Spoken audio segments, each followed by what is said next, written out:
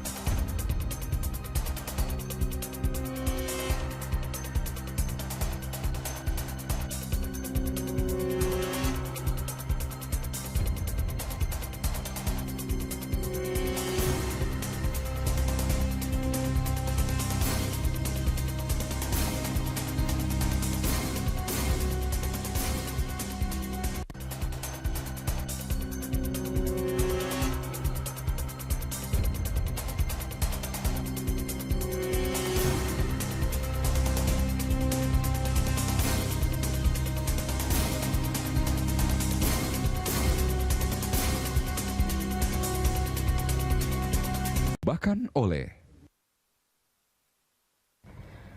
Pemirsa, Indonesia telah dibanjiri narkoba jenis baru. Badan Narkotika Nasional atau BNN menyebut narkoba jenis baru yang telah beredar di Indonesia sebanyak 56 jenis. Narkoba jenis baru ini belum diatur dalam Peraturan Menteri Kesehatan.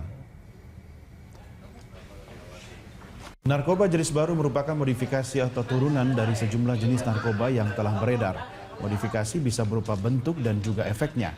Di Jawa Barat, Polresta Cirebon menemukan narkoba jenis baru berbentuk tokoh superhero Iron Man.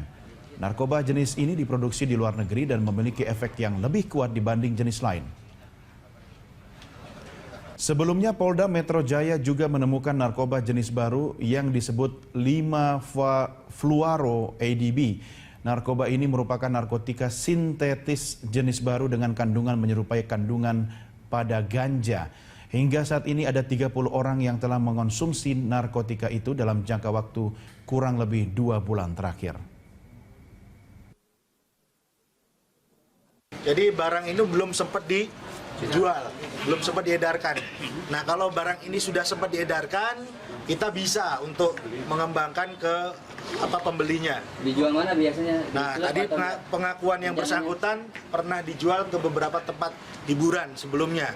Ya, tadi disebutkan tempat hiburan yang inisialnya MTS. Nah, udah tahu kan? Pemain lama atau gimana, Dan? Ini residivis, artinya yang bersangkutan pernah kita tangkap dalam kasus peredaran sabu-sabu. Baru belinya di mana? Jakarta. Berapa harganya satu butir? Kamu kulaannya berapa satu butir? 200.000. Kamu jual berapa? Ya, rencana 300. Berarti keuntungan per butir 100. Iya. Ya pemirsa, polisi menetapkan Direktur PT Indobras Unggul atau PT IBU sebagai tersangka. Ya, dan untuk mengetahui informasi selengkapnya, kami telah bergabung bersama dengan reporter Elvis Kore dan juru kamera Untung Widodo dari Mabes Polri Jakarta Selatan. Langsung saja kita sapa Elvis. Apakah sudah ada kejelasan siapa jajaran direksi dari PT IBU yang sudah ditetapkan sebagai tersangka? Baik Sakti, memang rencananya siang nanti akan disampaikan rilis resmi dari update kasus mafia beras dari PT Indo Beras Utama. Memang sampai saat ini memang kami belum mendapatkan data yang pasti. Tadi memang kami sempat menanyakan kepada Pak Martinus begitu. Memang dikatakan bahwa siang hari ini rencana akan disampaikan semua duduk perkara dan juga siapa-siapa yang terlibat dan juga akan penetapan status tersangka kepada rencananya nanti akan disampaikan siang nanti. Dan juga nanti rilis ini akan disampaikan oleh Direktur Tindak Pidana Khusus Mabes Polri, Brigjen Pol Agung Setia, yang selaku sebagai Wasatgas Pangan di lingkungan Mabes Polri. Dan juga siang hari ini rencananya akan disampaikan juga status tersangka yang khususnya dalam kasus mafia beras ini, seperti saya sudah katakan tadi Sakti, yaitu memang setelah pemeriksaan malam kemarin memang pihak polisi telah menetapkan Direktur Utama PT Ibu atau PT Indo Beras Utama dengan inisial TW.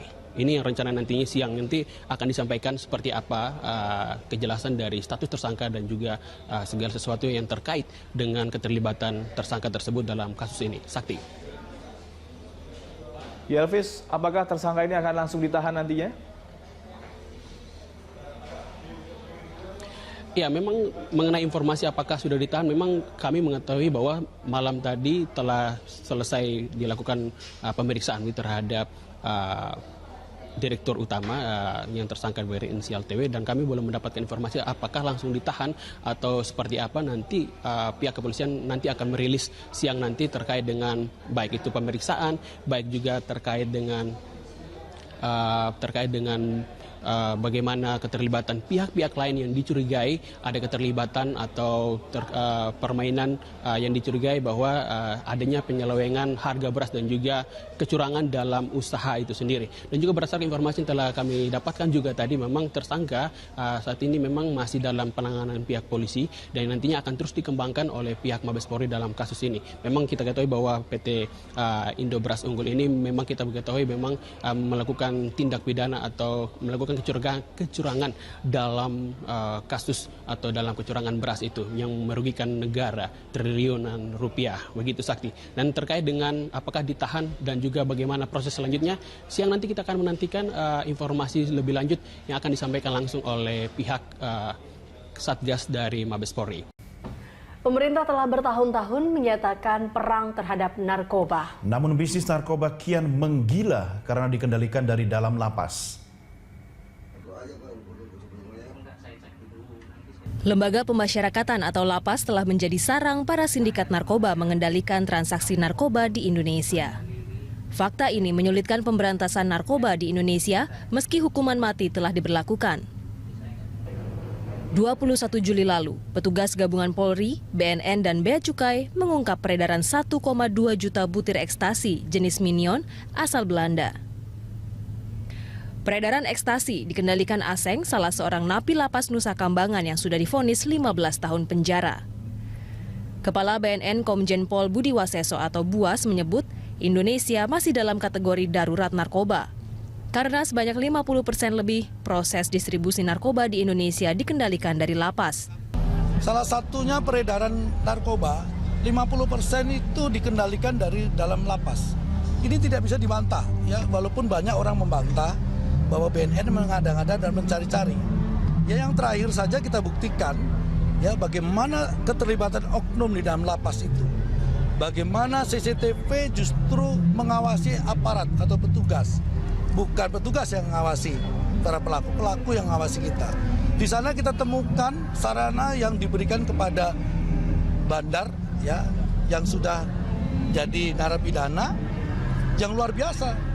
Ya, dia menempati tempat untuk dia sendiri. Ada tempat tidur sendiri, ada kamar makan sendiri, ada kantor sendiri. Dilengkapi dengan teknologi-teknologi yang canggih. Apakah ini harus dibantah lagi? Atau kita harus mencari kambing hitamnya? Belakangan ini, sindikat narkoba di lapas makin menggila. Alasan utama adalah sulitnya mengawasi secara detail pergerakan jaringan narkoba di lapas. Sebab total jumlah bandar narkoba dan pengguna narkoba di lapas tidak sebanding dengan jumlah sipir. Total jumlah narapidana narkoba sebanyak 84.000 orang, sementara jumlah sipir hanya 15.400 yang tersebar di 522 lapas. Kisah tentang transaksi narkoba yang dikendalikan dari dalam lapas bukan kisah baru. Bandar besar yang mendekam di lapas dan bertahun-tahun mengendalikan transaksi narkoba juga sudah diketahui Polri dan BNN. Misalnya Freddy Budiman. Freddy dihukum mati pada tahun 2016. Ia diduga menjadi operator bisnis narkoba bernilai triliunan rupiah. Nama lain yaitu Poni Chandra yang mengendalikan bisnis narkoba dari lapas Nusa Kambangan. Poni disebut memiliki 32 rekening sebesar 2,8 triliun rupiah dari hasil bisnis narkoba. Berikutnya sang importir narkoba asal Tiongkok, Akyong. Dari dalam lapas, Akyong mengendalikan impor ekstasi dari Tiongkok sebanyak 1,4 juta butir. Dan terakhir, Sylvester Obikwe. Ditangkap tahun 2004 dan selama di penjara berperan penting mengatur transaksi narkoba dari penjara senilai 2,4 kg sabu dari Papua Nugini. Tim Liputan Berita 1.